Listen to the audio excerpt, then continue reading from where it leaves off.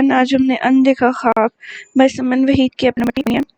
تو چلیے سٹارٹ کرتے ہیں۔ بسم اللہ الرحمن الرحیم۔ اندیکھا خواب قسط نمبر 3۔ نوٹ: ساحر کا تعلیمی ریکارڈ بہت شاندار تھا۔ وہ اپنی یونیورسٹی میں گولڈ میڈلسٹ تھا۔ ساحر نے CSS کیا ہوا تھا۔ گزشتہ قسط میں ٹائپنگ کی غلطی کی وجہ سے CSS کی جگہ CA ٹائپ ہو گیا تھا، جسے اب درست کیا گیا ہے۔ رات بھر بارش خوب برسی تھی، جس کے بعد ایک تازگی بھری صبح سب کی منتظر تھی۔ صبح آج بھی بادلوں کے پیچھے چھپا ہوا تھا۔ یہی وجہ تھی کہ صبح کا آغاز خوشگوار تھا۔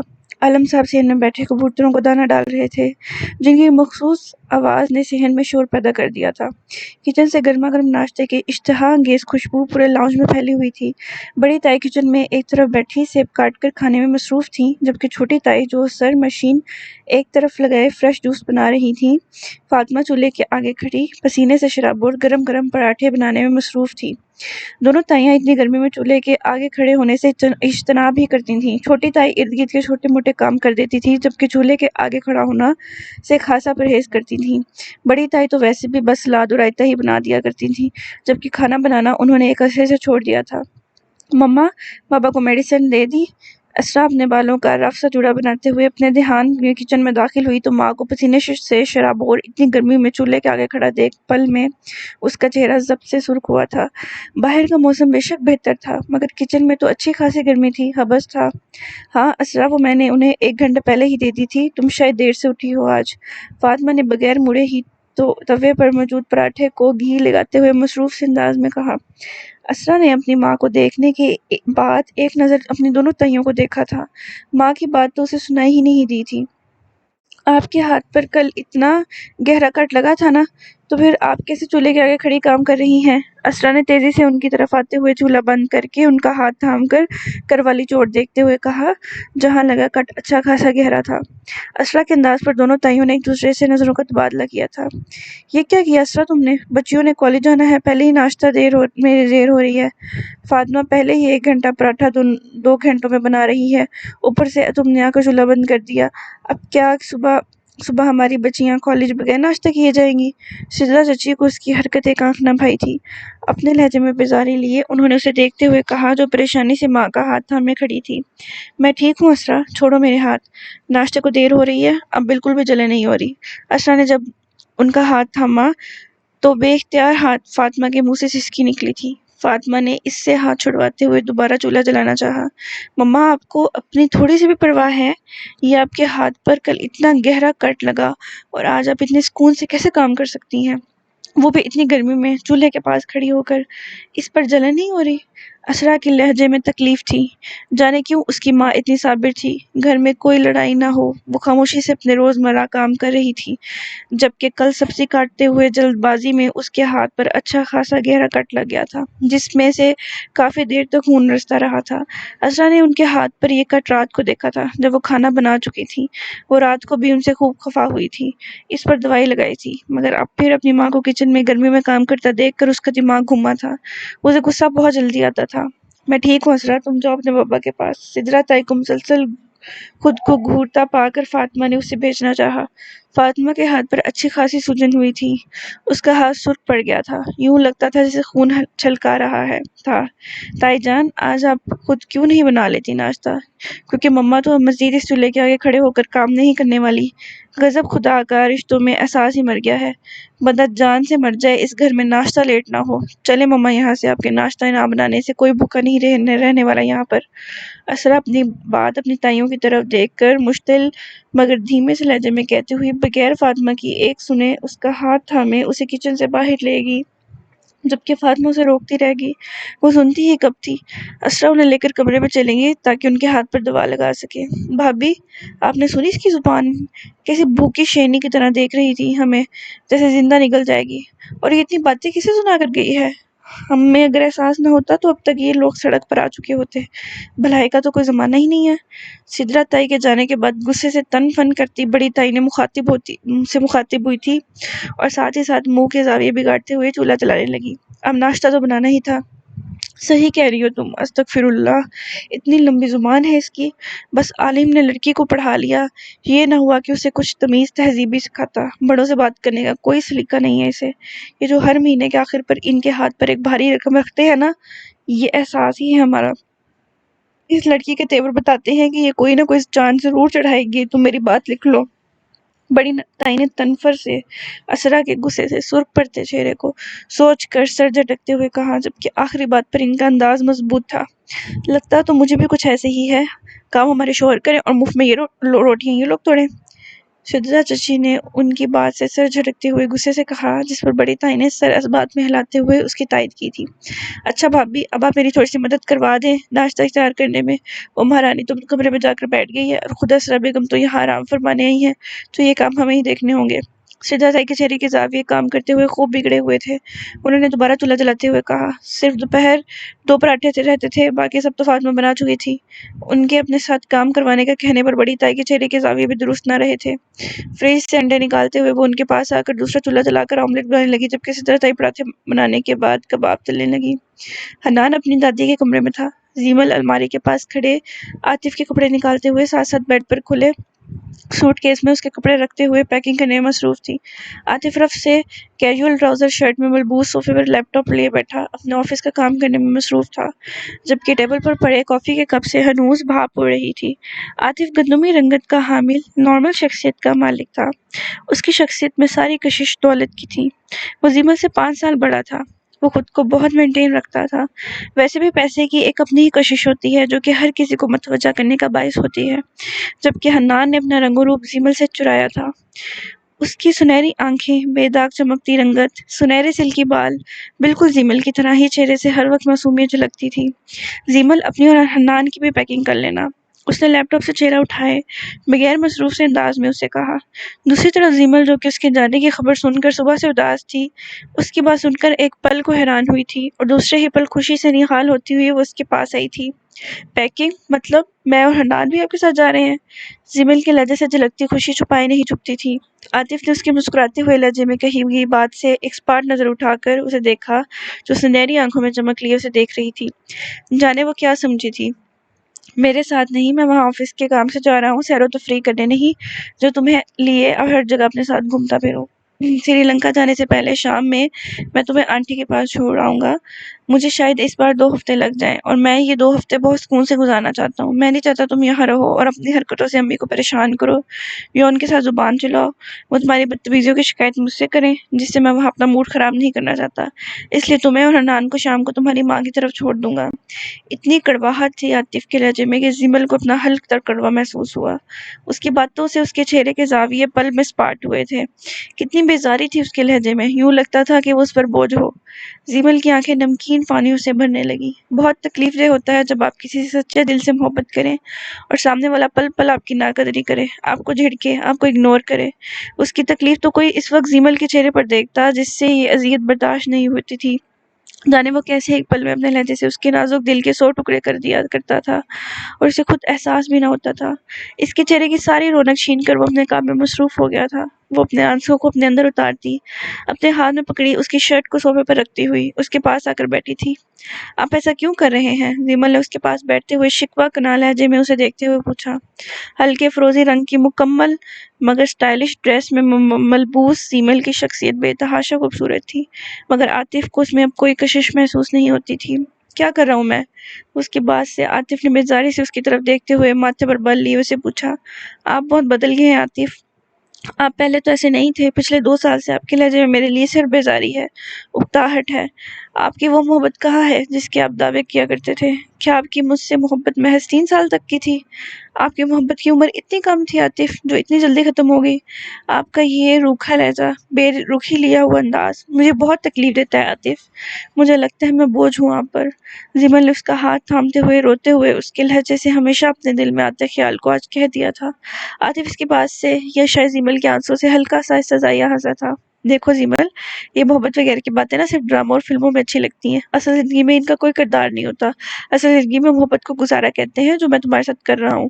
شروع میں مجھے تھوڑی نہ پتا تھا کہ تم ایسے نکلو گی، ورنہ تم سے محبت کے دعوے نہ کرتا۔ ویسے بھی میری بہت بری عادت ہے، میں ہر چمکتی چیز کو سونا سمجھ لیتا ہوں۔ تمہارے معاملے میں بھی ایسا ہی ہوا ہے میرے ساتھ۔ عاطف کا انداز سمجھانے والا تھا۔ زیمل کے آنسو اس کی چھوٹی چھوٹی بات پر رونے سے وہ بہت بیزار تھا۔ اپنی آخری بات پر اس کے لہجے میں واضح افسوس جھلکتا تھا۔ اس کی باتیں زیمل کا سانس تنگ کر رہی تھی، اس کے دل کو شدید درد میں مبتلا کر رہی تھی۔ کتنے واضح لفظوں میں وہ اس کی ذات پر ضربے لگا رہا تھا، اور زیمل اس کی ہر کاری ضرب سے دن بہ دن ٹوٹتی بکھرتی جا رہی تھی۔ کیا مطلب ہے آپ کا؟ کیسی نکلی میں؟ کون سا دھوکہ ہوا ہے آپ کے ساتھ؟ یہ سوال زیمل ہی جانتی تھی کہ اس نے کیسے اسے پوچھا، جبکہ دل تو اپنی ناقدری پر تڑپ رہا تھا۔ جاؤ زیمل، میرے دماغ خراب مت کرو، بہت کام ہے مجھے، جا کر پیکنگ کرو تم۔ عاطف اسے کیا جواب دیتا؟ کھوٹ تو اس کی اپنی نیت میں تھا، فطرت تو اس کی اپنی رنگین تھی، مستقل کسی ایک بات پر اکتفا کرنا تو اس کی اپنی عادت نہ تھی، تو وہ کیا جواب دیتا اسے خود سے سوال کرتے دیکھ وہ غصے سے بولا تھا۔ نہیں عاطف، مجھے جاننا ہے، آپ کا یہ لہجہ مجھے بہت تکلیف دیتا ہے۔ مجھے نہیں پتا میری کون سی بات آپ کو بری لگی ہے، مگر میں تو آج بھی آپ سے اتنی ہی محبت کرتی ہوں عاطف، میرے جذبات میں، احساسات میں تو کوئی کمی نہیں آئی۔ پھر آپ کیوں اتنی جلدی اکتا گئے مجھ سے، ہمارے رشتے سے؟ زیمل نے اپنے آنسو صاف کرتے بزز سے لہجے میں کہا، جبکہ آج وہ ہر بات کا جواب اس سے سننا چاہتی تھی۔ پلیز زیمل، یہ سب ڈرامے میرے سامنے مت کیا کرو، میں بھی کسی کام سے پیچھے نہیں ہٹا۔ کون سی کمی ہے میری طرف اس رشتے کو نبھانے میں؟ تمہیں اور حنان کو کبھی پیسے کی کمی ہونے دی میں نے؟ اچھے سے اچھا کھاتی ہو، مہنگے سے مہنگا پہنتی ہو، پھر بھی نہ شکری عورتوں کی طرح تمہاری گلی شکوے ختم نہیں ہوتے۔ بس تم نے تو میرا سکون غارت کرنے کی قسم کھا رکھی ہے، تم سے برداشت نہ ہوا کہ میں سکون سے بیٹھا کام کر رہا ہوں، تو تم یہ فضول بحث کرنے بیٹھ گئی میرے ساتھ۔ میں ہی دفع ہو جاتا ہوں یہاں سے۔ ناگواری سے انتہائی بلند آواز میں اس پر برستے ہوئے گویا وہ اس کے سوالات کو دبا گیا تھا۔ اس کی بلند آواز سے زیمل کا دل ہمیشہ سہم جاتا تھا، جیسے کہ اب بھی وہ سانسیں روک کے اسے دیکھ رہی تھی، جبکہ آنسوں کی وجہ سے اس کی ہچکیاں بند گئی تھیں۔ اپنی بات پوری کرتا وہ اپنا لیپ ٹاپ لیے تن فن کرتا کمرے سے باہر گیا، جبکہ زیمل وہیں بیٹھی صوفے کی پشت پر اپنا چہرہ چھپائے رو دی۔ اتنی تذلیل اس کی زندگی میں کبھی نہیں ہوئی تھی جتنی اب ہوتی تھی۔ عاطف ہمیشہ اپنے غصے سے اپنی بلند آواز سے اس کی آواز کو دبا دیتا تھا، اس کے سوالوں کو اگنور کر دیتا تھا۔ زیمل اسے پوچھنا چاہتی تھی کہ کیا پیسہ کبھی انسان کو مکمل خوشی دے سکتا ہے؟ اس نے تو اس سے دولت کا ذکر ہی نہیں کیا تھا، وہ تو اس سے اس کے بدلے ہوئے رویے کا شکوہ کر رہی تھی۔ وہ تو اس سے اس کی محبت وقتی محبت کے ختم ہو جانے کا شکوہ کر رہی تھی، اور وہ اسے اپنے احسانات گنوا کر اس پر ناشکری کا لیبل لگا کر جا چکا تھا۔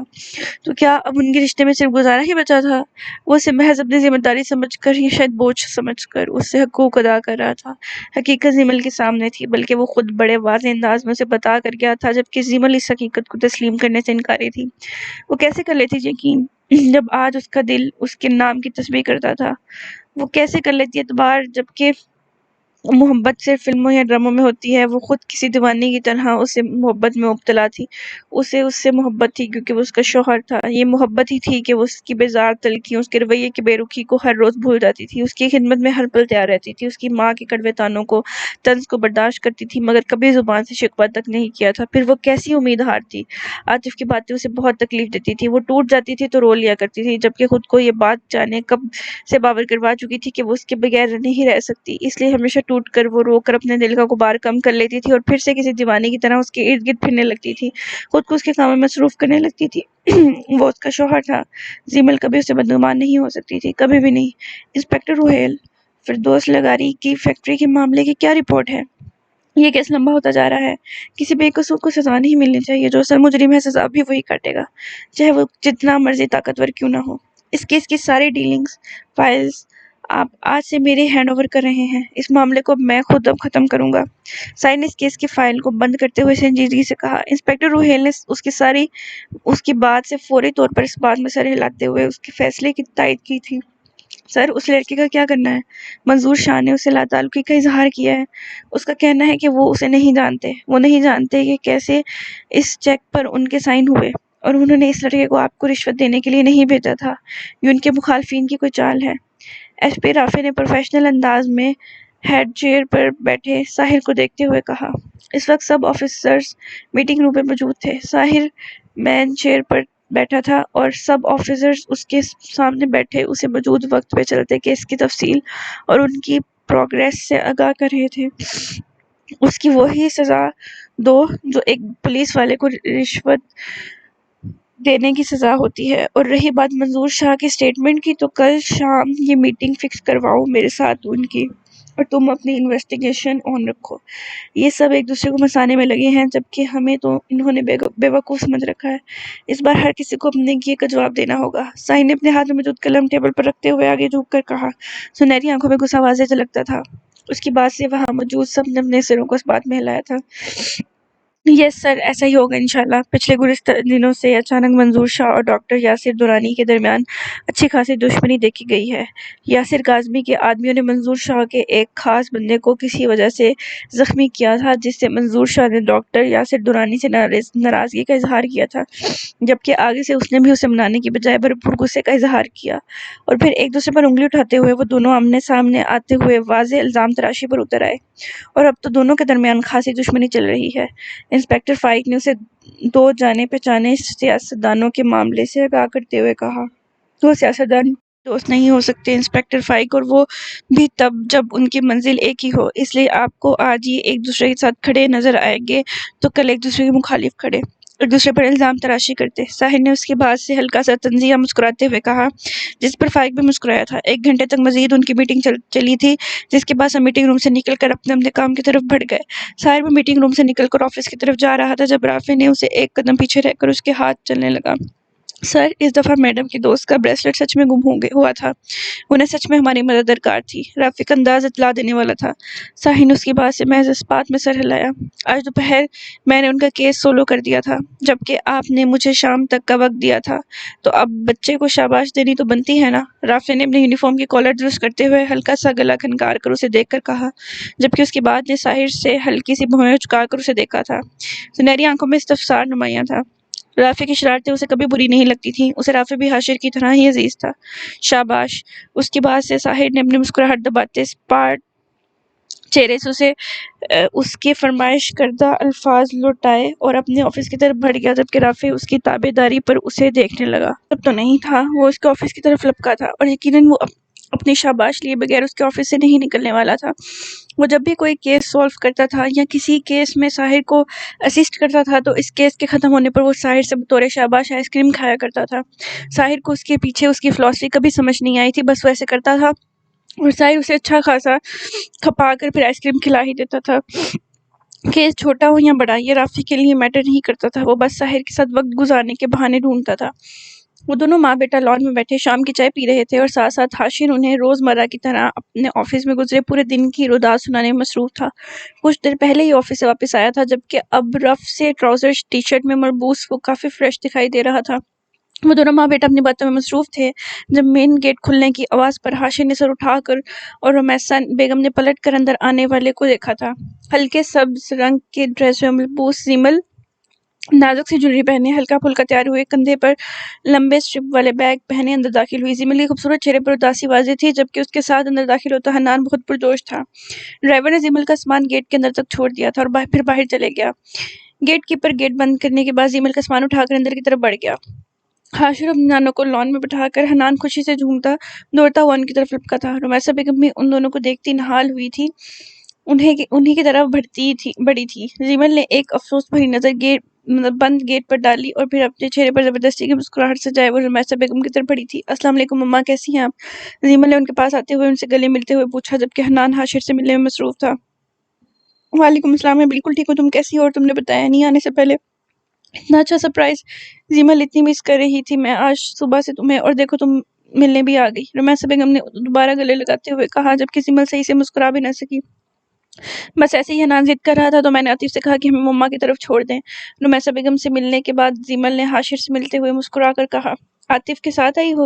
وہ اندر کیوں نہیں آیا بیٹا؟ تم نے اسے دروازے سے جانے دیا؟ رمیسا بیگم عاطف کے ایسے چلے جانے پر اس سے استفسار کرنے لگی، لہجے میں شکوہ بڑا نمایاں تھا۔ مما، ان کی آج شام سری لنکا کی فلائٹ تھی تو انہیں دیر ہو رہی تھی، اس لیے اندر نہیں آئے۔ زیمل نے کمزور سے لہجے میں کہا، اچھا تم تو بیٹھو۔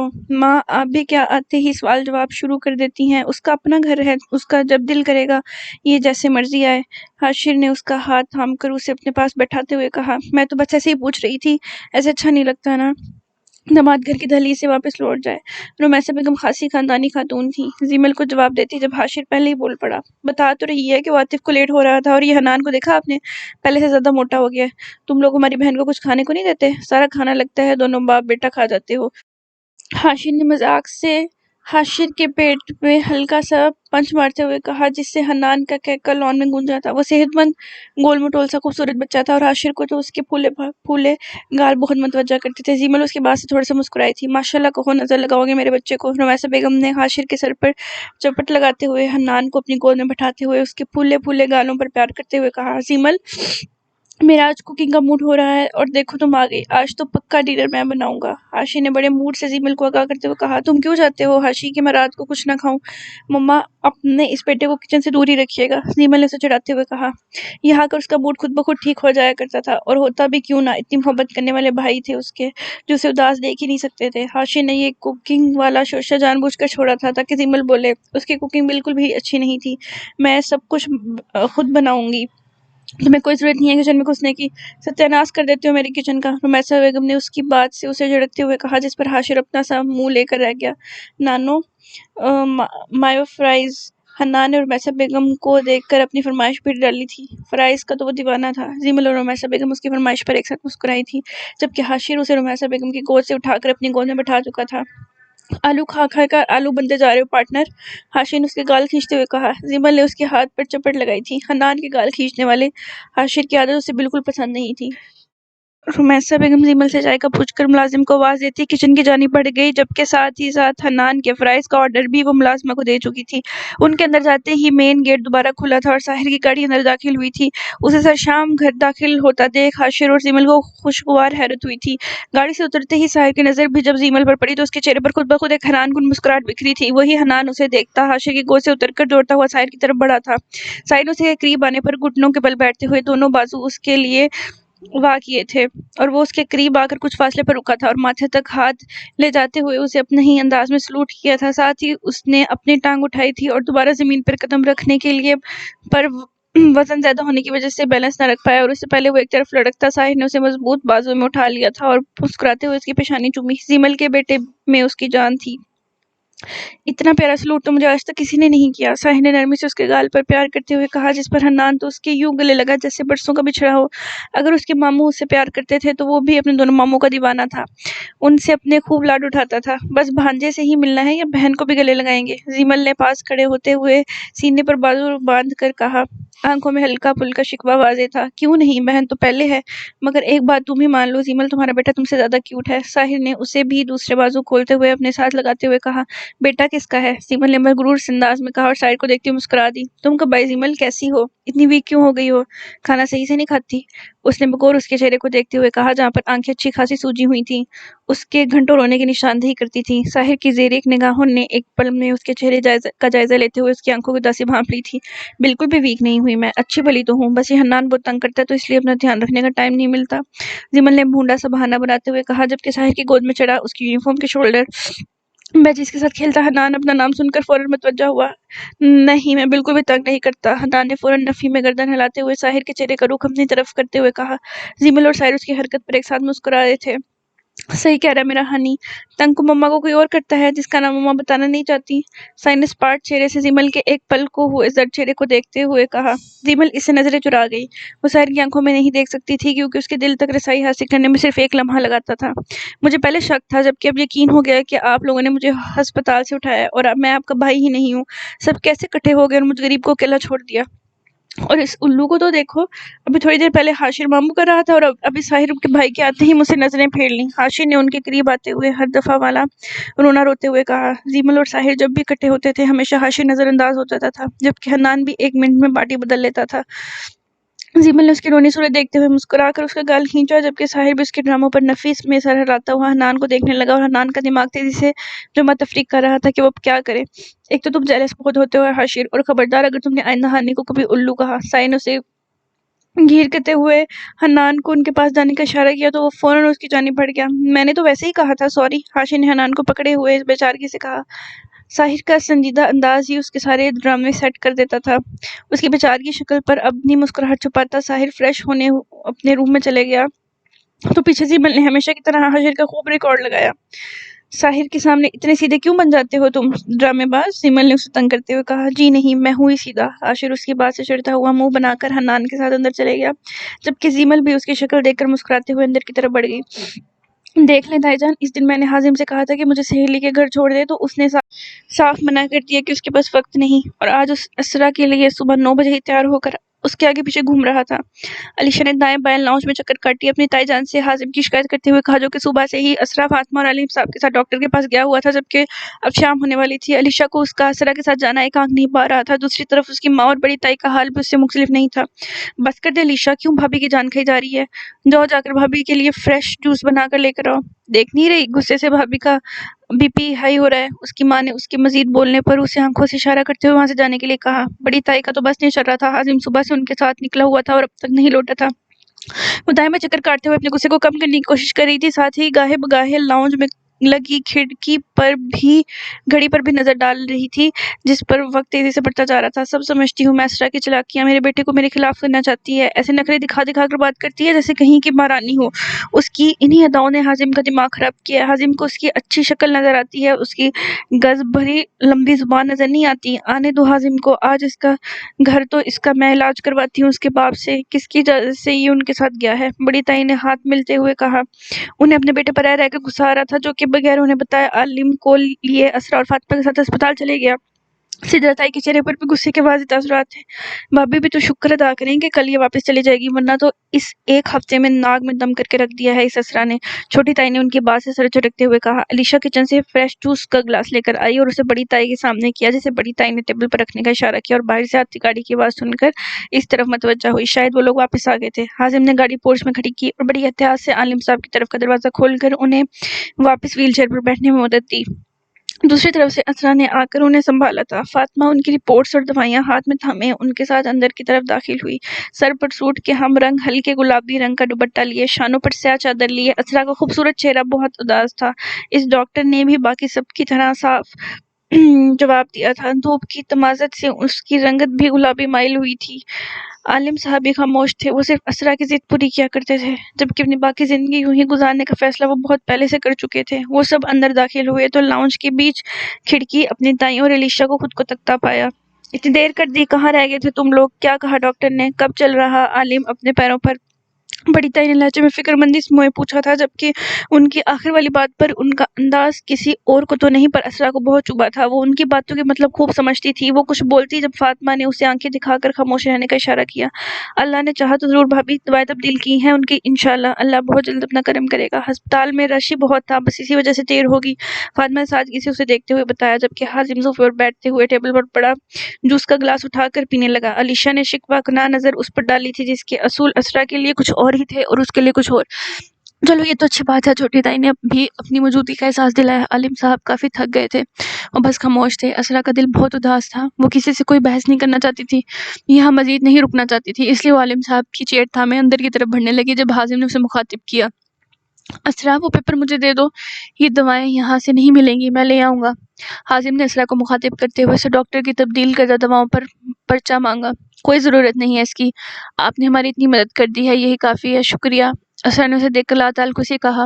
وہ ہرگز حازم کو ساتھ نہیں لے کر جانا چاہتی تھی، مگر وہ صبح ان کے جانے سے پہلے تیار ہو کر ان کا منتظر تھا، اور پھر حازم کے بارہا ساتھ جانے والے اصرار کرنے پر فاطمہ نے اسے جھڑک دیا تھا کہ ساتھ کسی مرد کا ہونا ضروری ہے۔ عالم صاحب کو سنبھالنے میں آسانی ہوگی۔ عالم صاحب نے بھی اس کے اصرار پر اسرا کو سمجھایا تھا، جس پر وہ خاموش ہو گئی۔ اسرا تمہیں ایک دفعہ کہی بات کیوں نہیں سمجھ آتی؟ دے دو وہ پیپر مجھے، میں لے آؤں گا۔ حازم صوفے سے اٹھ کر اس کے پاس آیا تھا اور مدد طلب نظروں سے عالم صاحب کو دیکھا، جبکہ فاطمہ عالم صاحب کے لیے پانی لینے کچن میں گئی ہوئی تھی۔ کیونکہ مجھے کسی کا احسان لینا پسند نہیں، اسرا کا لہجہ اسپاٹ تھا۔ حازم کو اس کا غرور بے بس کر دیتا تھا، جبکہ اس کی ماں کھا جانے والی نظروں سے اسرا کو دیکھ رہی تھی۔ یہ میرے بھی چاچو ہیں، ان سے میرا بھی رشتہ ہے اسرا، ان پر صرف تمہارا حق نہیں ہے۔ حازم نے اپنی بے بسی چھپاتے ہوئے اسے جتانا چاہا۔ اسرا وہ صحیح کہہ رہا ہے بیٹا، دے دو اسے، پہلے بھی میری ساری دعائیں حازم ہی لاتا ہے، دے دو شاباش۔ عالم صاحب نے اسے بچاتے ہوئے کہا۔ جانتے تھے کہ وہ اداس ہے، اس کی امید ٹوٹی ہے، اس لیے انہوں نے پیار سے اسے بلاتے ہوئے کہا اور اس بحث کو ختم کرنا چاہا۔ اسرا نے ان کی بات سے خاموشی سے اپنے بیگ سے وہ پرسکرپشن نکال کر حازم کو دیا اور بغیر وہاں رکے عالم صاحب کی چیئر دھکیلتی اندر کی جانب بڑھ گئی۔ حازم اس کے جانے کے بعد اس کی پشت کو دیکھتا رہ گیا۔ حازم میرے کمرے میں آؤ فوراً، اپنی ماں کی آواز پر وہ حال میں لوٹا اور انہیں اپنے کمرے میں جاتے دیکھ کر وہ سر جھٹکتا ہوا ان کے پیچھے بھاگتا گیا۔ جانتا تھا وہی پرانی بحث، پرانی صفائیاں۔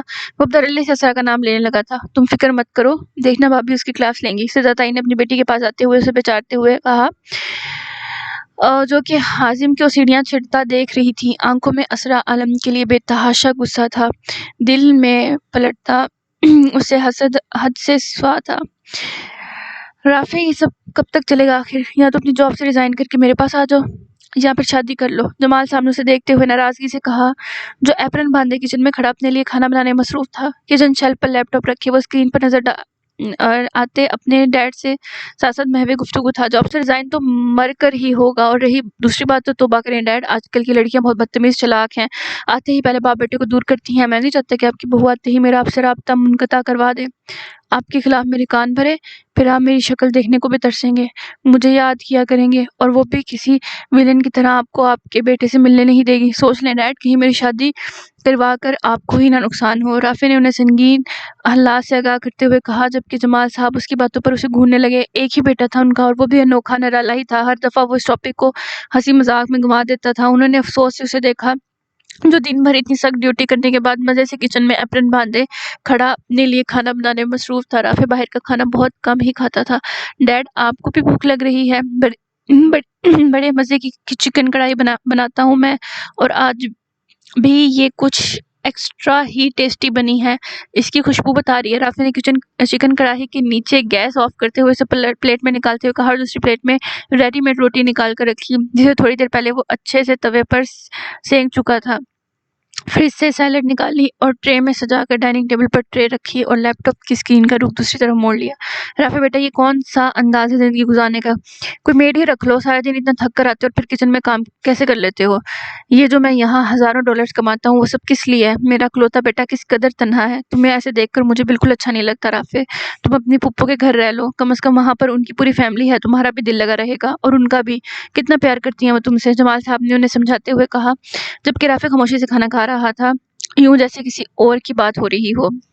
ڈیڈ، یہ زندگی میری اپنی منتخب کی ہوئی ہے، اینڈ ٹرسٹ می، میں بہت زیادہ خوش ہوں، مجھے کسی چیز کی ضرورت نہیں، میں اکیلا زیادہ کمفرٹیبل ہوں، آپ پلیز میرے لیے پریشان نہ ہوا کریں، کوکنگ کرنا تو میری ہابی ہے، بس آپ میری طرف سے ریلیکس ہو جائیں۔ رافع نے سکون سے کھانا کھاتے ہوئے انہیں اپنی طرف سے مطمئن کرنا چاہا۔ جمال صاحب کچھ دیر اس کی جاب کے متعلق باتیں کرتے رہے۔ اس دوران وہ کھانا کھانے کے بعد برتن دھو کر رکھ چکا تھا اور اپنے لیے کافی بھی بنا چکا تھا۔ جمال صاحب سے مزید آدھا گھنٹہ ویڈیو کال پر بات کرنے کے بعد وہ کال کاٹ چکا اور اپنی کافی لیے ٹیرس پر آ گیا۔ اس کے ٹیرس پر بالکل اس کے دل کی طرح خاموشی تھی، اندھیرا تھا، سناٹا تھا، مدھم روشنی میں کھڑا وہ افق پر اپنے نام کا ستارہ ڈھونڈ رہا تھا، وہ ستارہ جو اس کے نام کا تھا ہی نہیں، جو کسی اور کے نام کا تھا، جو کسی اور کے نصیب کا نہ تھا، کسی اور کے مقدر کا تھا، اور اس کا پاگل دل اس ستارے کو حاصل کرنے کے لیے دن رات تڑپتا تھا، اسے گزارشیں کرتا تھا، جس پر رافع نے اپنے دل کی خواہش کو ہمیشہ کے لیے اپنے اندر دفن کر لیا تھا۔ وہ اپنے دل کی بات نہیں سنتا تھا، کیونکہ اس کے دل کی خواہش اسے رسوا کرنے کی، اس معاشرے سے بغاوت کرنے کی ترغیب دیتا تھا، اور رافع کو اس کی عزت اپنی جان سے بھی زیادہ عزیز تھی۔ وہ یوں ہی کھڑا خلا میں دیکھ رہا تھا جب اس کے پاس پڑے موبائل پر میسج ٹون بجی۔ رافع نے سرسری سا اسکرین پر دیکھا تھا، جہاں پر ساحر کا جگمگاتا نام دیکھ کر وہ پل میں سیدھا ہوا تھا اور اس کا بھیجا ہوا پیغام کھول کر پڑھا، صبح کا بریک فاسٹ ہم اکٹھا کریں گے، یہ ماں صاحب کا آرڈر ہے۔ ساحر نے اسے رمیسا بیگم کا پیغام دیتے ہوئے کہا، اوکے باس، پھپھو کا حکم سر آنکھوں پر۔ رافع نے مسکراتے ہوئے پیغام لکھا اور ساحر کا اپنی باتوں پر مخصوص انداز میں سر جھٹکنا سوچ کر وہ مسکرایا تھا۔ کچھ دیر ٹیرس میں کھڑے رہنے کے بعد وہ خالی کافی کا مگ کچن میں رکھتا سونے کے لیے اپنے کمرے میں چلا گیا، جبکہ آسمان پر موجود ستاروں کی جگہ تبدیل ہوئی تھی۔ کون جانتا تھا کسی کی قسمت کا ستارہ آ کر کس کے ساتھ جڑ گیا تھا۔ یار، ہم اتنے دنوں بعد مل رہے ہیں اور تم نے منہ پر 12 بجائے ہوئے ہیں، میں کیا شکل سے پاگل نظر آتی ہوں جو 1 گھنٹے سے بکواس کیے جا رہی ہوں نا؟ یاب نے اس کی خاموشی سے تنگ آ کر ناراض ہوتے ہوئے کہا، اسرا آج صبح سے لاہور لوٹی تھی، جس دل سے وہ اپنے گھر سے واپس آئی تھی یہ وہی جانتی تھی، اپنے گھر اپنے والدین کے ساتھ گزارا 1 ہفتہ کسی جنت سے کم نہ تھا، جب کسی 1 ہفتے میں وقت پر لگا کر اڑا تھا۔ آتے ہوئے فاطمہ اور عالم صاحب کے چہرے کی اداسی اسے بھلائی نہیں بھول رہی تھی، جبکہ اپنے خوابوں کی تعبیر لیے اسے اتنی تکلیف تو برداشت کرنی ہی تھی۔ یہاں آنے کے بعد اسے 1-2 دن لگتے تھے خود کو نارمل کرنے میں۔ وہ اداسی سے کلاس میں بیٹھی خالی خالی نظروں سے کھڑکی سے باہر دیکھ رہی تھی، جبکہ نایاب اسے اپنے کزن کی شادی کی رودا سنانے میں مصروف تھی، جسے اسرا بے توجہ سے سن رہی تھی۔ دھیان تو اس کا ابھی تک اپنے بابا میں اٹکا ہوا تھا۔ ان کی پہلی کلاس فری تھی، اس لیے نایاب کو جلدی اپنے اندر جمع کی گئی باتوں کا اسٹاک کہنے کا موقع مل گیا تھا۔ سوری، میں نے دھیان نہیں دیا، تم بتاؤ کیا کہہ رہی تھی؟ اسرا نے اس کے کوہنی مارنے پر واپس ہال میں آتے ہوئے پوچھا۔ نایاب کا منہ اس کی حرکت پر اچھا خاصا بھول گیا تھا۔ نایاب، کہہ رہی ہوں نا سوری، وہ میں بابا کے بارے میں سوچ رہی تھی، اس لیے دھیان نہیں دیا۔ تم بتاؤ کیسی رہی شادی؟ اسرا نے اب اس کی بات میں خاصی دلچسپی دکھاتے ہوئے اس کا ہاتھ تھام کر پوچھا، جس پر نایاب اسے ایک گھوری سے نواز کر دوبارہ اپنی دھن میں مگن اسے باتیں بتانے لگی۔ اسرا اور وہ اپنی باتوں میں مصروف تھی جب رمشا اپنی دوستوں کے ساتھ کلاس میں داخل ہوئی اور اسرا پر نظر پڑتے ہی اس نے مخصوص انداز سے اسے چڑھانے کے لیے اسے دیکھتے ہوئے سیٹی بجائی۔ نایاب کی کسی بات پر ہنستی اسرا کی پریشانی پر اس کی سیٹی کی آواز سن کر بل پڑے تھے۔ یار، میرے ڈیڈ نے 5 لاکھ کا چیک دیا تھا چیریٹی کرنے کو، سمجھ نہیں آ رہا کسے دوں۔ کون ہے مستحق ہماری کلاس میں اس چیک کا؟ رمشا اور اس کی دوست نایاب اور اسرا کے پیچھے 2 ڈیسک چھوڑ کر آ کر ڈیسک پر چڑھ کر بیٹھی تھی۔ پوری کلاس ان کی طرف متوجہ ہوئی تھی۔ رمشا نے اپنے بیگ سے چیک نکال کر اسے ہوا میں لہراتے ہوئے ایک نظر اسرا کو دیکھ کر اپنی دوستوں کو دیکھ کر کہا۔ فضا نے اس کی بات سے آنکھوں میں بھرپور اسرا کی طرف اشارہ کیا تھا، جانے کہ وہ اسرا کو ستانے کا، اس کا تماشا بنانے کا کوئی موقع رمشا ہاتھ سے نہیں جانے دیتی تھی۔ اسرا، چلو ہم باہر چلتے ہیں، میں تمہیں ویڈیوز دکھاتی ہوں شادی کی، یہاں بہت شور ہے۔ نایاب نے سمجھداری دکھاتے ہوئے اسرا کو باہر لے جانا چاہا۔ اسرا بھی فی الوقت کسی سے الجھنا نہیں چاہتی تھی، وہ بہت ڈسٹرب تھی، اس لیے فی الوقت خاموشی سے اپنا بیگ اٹھا کر وہ اس کے ساتھ کلاس سے باہر جانے لگی۔ جب رمشا چھلانگ لگا کر ڈیسک سے اترتی ہوئی اس کے سامنے آئی۔ اسرا، رکو، مجھے دیکھ کر بھاگ کہاں رہی ہو؟ ڈر گئی؟ رمشا نے اس کے روبرو آتے ہوئے طنزیہ نظروں سے دیکھتے ہوئے اسے سلگایا۔ نایاب نے اس کے سامنے آنے پر تنفر بھری نگاہ اپنے سامنے کھڑی رمشا پر ڈالی، جس نے گھٹنوں سے پھٹی کالی جینس پر سیاہ شرٹ پہنی ہوئی تھی، لیئرز کٹنگ کیے ہوئے بال لاپرواہی سے شانوں پر بکھیرے، تیز پنک لپ گلوز لگائے، اپنی براؤن آنکھوں میں طنز لیے وہ اسے دیکھ رہی تھی۔ گیدڑوں سے ڈرنا میری فطرت نہیں، اسرا نے اس کی بات سے استزادہ ہنستے ہوئے بے خوفی سے اس کی آنکھوں میں دیکھ کر کہا۔ ناحق کسی کی بات سنا نہیں کرتی تھی۔ کلاس میں مجھے اسٹوڈنٹس ان کی طرف متوجہ ہوئے تھے۔ اچھا، میں گیدڑ ہوں اور تم شیرنی؟ بڑی خوش فہمی ہے تمہیں۔ چلو چھوڑو، میں تم سے لڑنے نہیں آئی، تمہاری مدد کرنے آئی ہوں، یہ رکھ لو، تمہارے کام آئے گا، اسے تم ہی ڈیزرو کرتی ہو۔ رمشا نے پہلی بات ضبط سے پوچھی، پھر اپنے سر کو نفی میں ہلاتے ہوئے اس نے اپنے موڈ کے ساتھ ساتھ بات بھی بدلی اور اسرا کے پہلو میں گرا ہاتھ زبردستی تھام کر اس پر چیک رکھا۔ مقصد اسے زج کرنا تھا۔ چیک اس کی ہتھیلی پر رکھ کر وہ مسکراتے ہوئے کلاس کو دیکھنے لگی۔ کلاس میں موجود رمشا کی طبیعت کے میل کھاتے اسٹوڈنٹس کے چہروں پر دبی دبی ہنسی تھی، جبکہ اسرا کا چہرہ بری طرح سرخ پڑ گیا تھا، جیسے اس کے سارے جسم کا خون اس کے چہرے پر جمع ہو گیا ہو۔ نایاب کو اس کمینی پر بہت غصہ آ رہا تھا، جسے وہ اپنی مٹھیاں بند کیے برداشت کر رہی تھی، کیونکہ اسرا اپنی لڑائی کرنا خوب جانتی تھی۔ چیک اٹھاؤ رمشا، اسرا نے سپاٹ چہرے سے رمشا کی طرف دیکھ کر آنکھوں میں غیظ و غضب لی اپنی بات پر زور دیتے ہوئے اسے چیک اٹھانے کا کہا، جبکہ اس کی شفاف ہتھیلی ہنوز ہوا میں معلق تھی جس پر چیک پڑا تھا۔ رکھ لو اسرا، شرماؤ مت، یہ پیسے تمہارے کام آئیں گے، اسکالرشپ سے صحیح سے گزارا نہیں ہوتا ہوگا نا تمہارا، رکھ لو۔ میرے ڈیڈ کے پاس بہت پیسہ ہے، ایسی چھوٹی موٹی رقم تو وہ مجھ پر سے وار کر غریبوں میں تقسیم کر دیتے ہیں۔ رمشا کا انداز مذاق اڑانے والا تھا۔ اپنی آخری بات پر وہ بظاہر اسے ہمدردی کا اظہار کرتی آگے کی طرف بڑھنے لگی۔ جب ضبط کرتی اسرا نے اس قدر مضبوطی سے اس کی بازو تھام کر اس کے قدموں کو آگے بڑھنے سے روکا۔ اس کی گرفت اتنی مضبوط تھی کہ رمشا کو اپنی بازو کی ہڈی ٹوٹتی ہوئی محسوس ہوئی۔ وہ پل میں تڑپ کر اس کی طرف مڑی تھی۔ اسرا کے چہرے پر چٹانوں کی سی سختی تھی۔ اسے اپنے سامنے دوبارہ کھڑا کر کے اس نے ایک جھٹکے سے اس کی بازو چھوڑی تھی۔ اس کے بازو چھوڑنے پر رمشا نے بے اختیار اپنی بازو تھامی تھی۔ اسرا نے اپنی ہتھیلی پر پڑا چیک اٹھا کر اس کو 4 ٹکڑوں میں تقسیم کر کے رمشا کے منہ پر مارا تھا۔ یہ لو اپنا چیک۔ اسرا، عالم کو حرام کھانے کی عادت نہیں، یہ تم پر ہی سوٹ کرتا ہے۔ آج تو تم نے میرے راستے میں آنے کی جرات کر لی رمشا بخاری، جبکہ آئندہ اگر تم نے مجھے مخاطب کرنے یا میرے راستے میں آنے کی ہمت کی تو وہی پر تمہاری قبر بنا دوں گی۔ اسے میری دھمکی مت سمجھنا۔ جتنا غصہ اس وقت اسرا کو آیا ہوا تھا، اس نے خود کو قابو کیے بڑے ضبط سے اس کی طبیعت صاف کی تھی، جبکہ آخری بات اس نے انگشت شہادت اٹھا کر اسے وارننگ دیتے ہوئے کہی۔ اس کی بادامی آنکھیں شعلے برسا رہی تھی۔ اسرا کا انداز کسی بہادر شیرنی کا سا تھا۔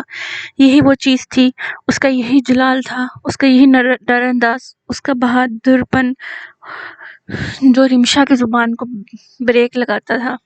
رمشا کے ساتھ ساتھ کلاس میں ان کی لڑائی سے لطف اندوز ہوتے اسٹوڈنٹس اسرا کی انداز پر پل میں سنجیدہ ہوئے تھے۔ پوری کلاس کی ہمت اور اس کے انداز پر سنجیدگی سے ان دونوں کو دیکھ رہی تھی۔ اسرا اپنی بات کہہ کر رکی نہیں تھی۔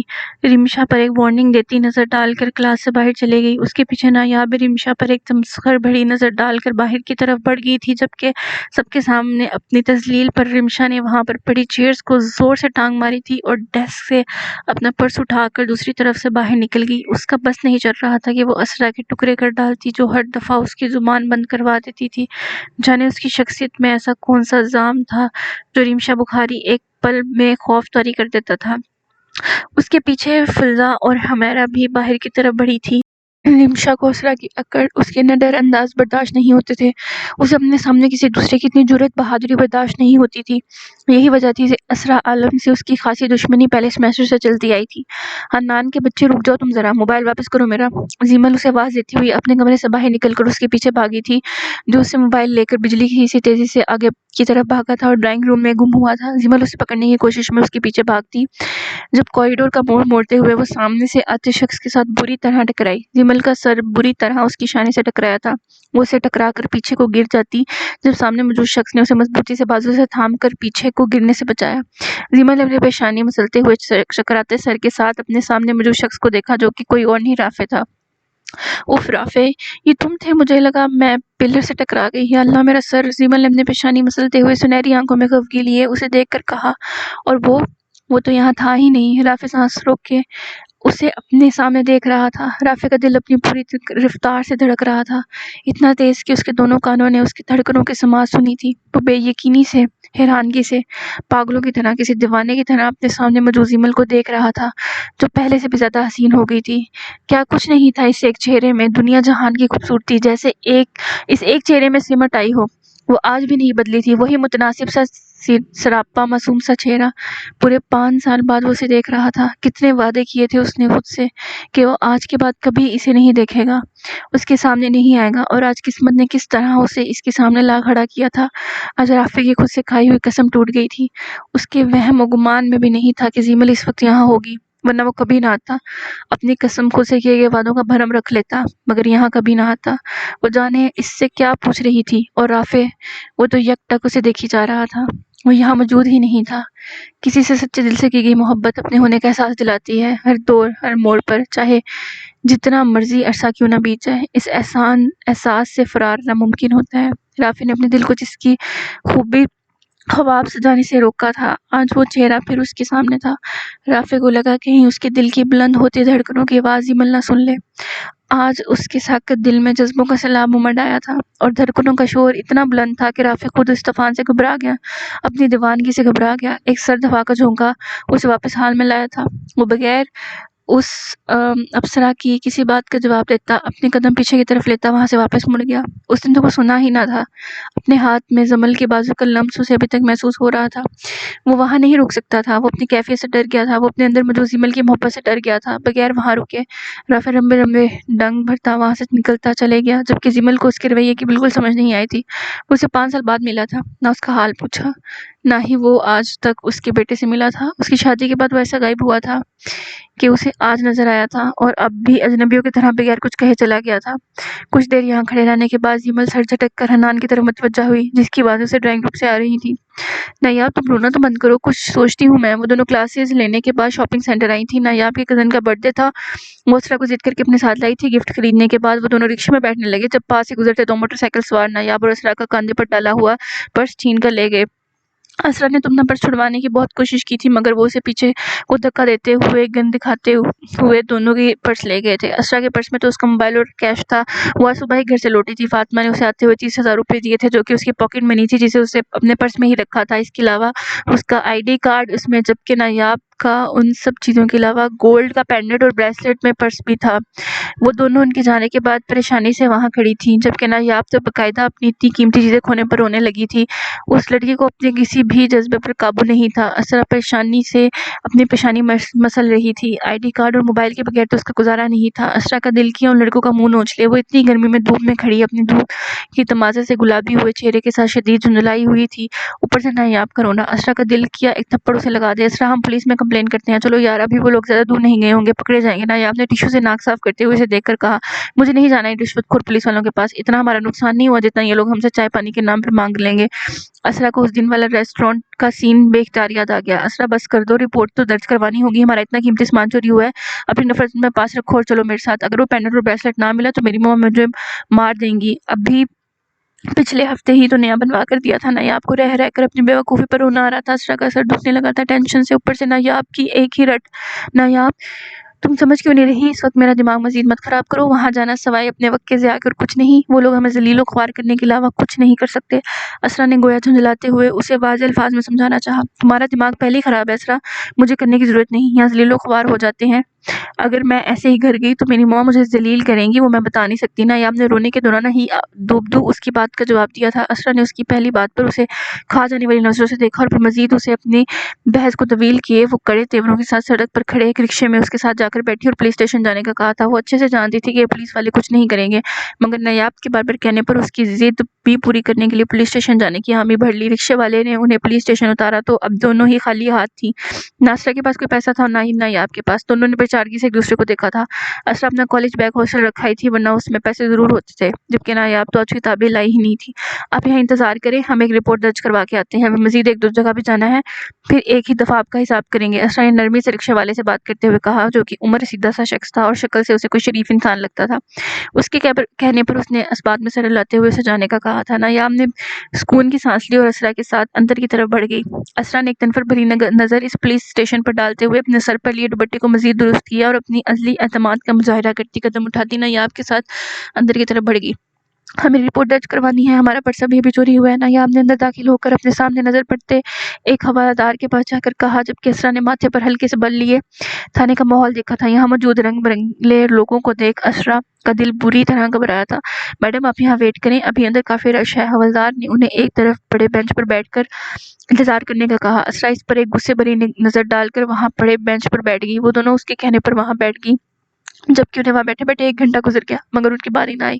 رنگ بنگے لوگ آ رہے تھے, جا رہے تھے. وکیلوں کا بھی خوب آنا جانا لگا ہوا تھا. اسرا اپنا پاؤں چلاتی ہوئی گویا اپنے آپ کو کام ڈاؤن کر رہی تھی, ورنہ ممکن تھا کہ اس کا میٹر گھوم جاتا. جب مزید آدھے گھنٹے تک وہ حوالدار نہیں بلانے نہ آیا تو اسرا کے صبر کا پیمانہ لبریز ہو گیا. وہ نایاب کو اٹھنے کا اشارہ کرتی اندر کی طرف بڑھ گئی. وہاں جاتے ہی پہلے ڈیسک پر بیٹھے ہوئے پولیس آفیسر کے پاس گئی, جس کے پاس 2-4 لوگ تھے. 2 کرسی پر بیٹھے ہوئے ایک وکیل مؤدب سا پاس کھڑا تھا, جبکہ ایک حوالدار بھی پاس پڑی فائل دیکھنے میں مصروف تھا. ہم پچھلے 1-1.5 گھنٹے سے یہاں بیٹھے ہیں, انتظار کر رہے ہیں کہ کب ہماری باری آئے گی, مگر آپ لوگ تو شاید کچھ زیادہ ہی مصروف ہیں. اگر آپ نے یہ ایفیشنسی یہی دکھانی ہے کہ آپ لوگ اپنا کام بڑی ایمانداری سے کرتے ہیں, بڑے مصروف ہیں, تو اسی طرح بتا دیں تاکہ ہم اپنا قیمتی وقت ضائع نہ کریں. اسرا نے حلتی الامکان کوشش کی تھی اپنا لہجہ درست رکھنے کی, مگر ہائے رے اس کا غصہ. نایاب نے ان سب کی سنجیدہ نظریں اسرا پر محسوس کرتے ہوئے اس کا ہاتھ دبایا تھا. میڈم کیا مسئلہ ہے آپ کا, آپ ابھی انتظار کریں, ان کے بعد آپ کی باری آئے گی. حوالدار نے سنجیدگی سے اسے دیکھ کر مزید انتظار کرنے کا کہا. آج ایک بہت اہم کیس کا فیصلہ ہوا تھا. اصل مجرم کو سزا ہوئی تھی. اس کے گھر والے خوب سوق والے تھے. پولیس اسٹیشن میں لوگوں کا خوب آنا جانا لگا ہوا تھا. عام دنوں کی نسبت آج رش کچھ زیادہ ہی تھا. یہاں موجود ہر بندہ آج بہت مصروف تھا. آپ لوگوں کی یہی تقسیم کی وجہ سے ہمارے معاشرے میں جرائم اتنے بڑھ گئے ہیں, جہاں پیسے والوں کو تو کرسیاں پر بٹھا کر ان کے ساتھ گھنٹوں بیٹھ کر ان کے مسئلے ڈسکس کیے جاتے ہیں, اور خالی ہاتھ آنے والوں کو ویٹنگ ایریا میں بٹھا کر ذلیل کیا جاتا ہے. ان کے اتنے چکر لگوائے جاتے ہیں کہ ان کے جوتے گھس جائیں, پھر جا کر ان کی کہیں سنی جاتی ہے, اور پھر وہ بھی کاغذ کی حد تک. کارروائی تو تب شروع ہوتی ہے جب آپ کو آپ کے کام شروع کرنے کے لیے چائے پانی کے نام پر پیسے ملیں. اپنا نقصان اسرا کو کسی طور نہیں بھول رہا تھا. اوپر سے یہاں بیٹھ کر انتظار کرنا, اپنا غصہ اب اس سے برداشت کے کنٹرول نہیں ہو رہا تھا. اس لیے ان کی بات پر وہ گرجتے ہوئے سزائیہ ان کی طرف دیکھ کر سر جھٹک کر بولی, میڈم اب آپ غلط بات کر رہی ہیں. انسپکٹر روہیل نے اپنی جگہ سے کھڑے ہو کر سنجیدگی سے کہا. وہی اسرا کے طنز ہر کسی کو آگ لگا دیتے تھے. انسپکٹر روہیل تو اس کی دبلی پتلی لڑکی کی جرت اور اتنی لمبی زبان پر ضبط کر کے رہ گیا. سچ کڑوا ہی ہوتا ہے, اتنے ایماندار ہیں. تو آپ لوگوں کو نظر نہیں آتا پچھلے 1.5 گھنٹے سے ہم 2 لڑکیاں اس اتنے عجیب و ماحول میں یہاں بیٹھی ہوئی انتظار کر رہی ہیں. آپ لوگوں کو اتنی توفیق نہیں ہوئی کہ ہمارا مسئلہ سن کر پہلے ہمیں فارغ کر دیں, مگر نہیں, عادت ہوتی ہے نا آپ لوگوں کو عام شہریوں کو پریشان کرنا, انہیں خوار کرنا. اسرا نے بغیر ڈرے انسپکٹر روہیل کو دیکھ کر کہا, جبکہ وہاں موجود ہر کوئی اس لڑکی کی ہمت اور اتنی صاف گوئی پر تحیر سے آنکھیں پھیلائے اسے دیکھ رہا تھا. اس کی یہ بات راؤنڈ پر رافع کے ساتھ اندر داخل ہوتے ایس ایس پی ساحر اسرار علی نے بھی بخوبی سنی تھی. اس کے لہجے کا تنفر، اس کے لہجے کی نفرت اسے کچھ جانی پہچانی لگی تھی۔ اس سے پہلے کہ انسپکٹر روہیل اسے کوئی جواب دیتا، جب اس کی بات سن کر چکے ظاہر نے اپنی روبادار اور سپاٹ آواز میں استفسار کیا تھا، کیا ہو رہا ہے یہاں پر؟ یہ کیا تماشا لگایا ہوا ہے تھانے میں؟ صرف ایک پل کے لیے نایاب سمیت اسرا بھی اس کی باروبر سنیدہ آواز پر اپنی جگہ سے اچھلی تھی اور پلٹ کر دیکھا تھا۔ اسرا نے چہرے پر ناگواری لیے اس ایس ایس پی کو دیکھا جس کے آتے ہی وہاں موجود سب پولیس والوں نے اسے ایسے سلوٹ کیا جیسے پتہ نہیں کہاں کا شہزادہ آ گیا ہو۔ آج کی ایپیسوڈ یہیں پر ختم ہوتی ہے، اور نیکسٹ ایپیسوڈ کے لیے چینل کو سبسکرائب کریں، لائک کریں، اور انشاءاللہ نیکسٹ ایپیسوڈ کل اپلوڈ